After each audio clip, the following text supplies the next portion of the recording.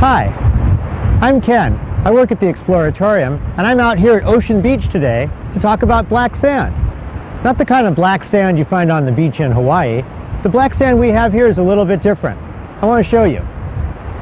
The black sand on this beach is made of iron combined with oxygen.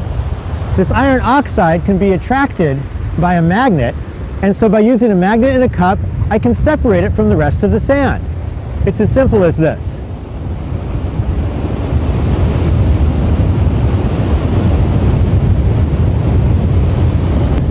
When you have a good bundle on there, you can lift up the magnet and make a pile. And then you can grab some more.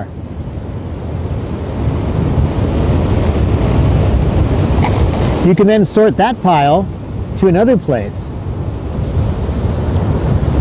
Notice that it's much more black.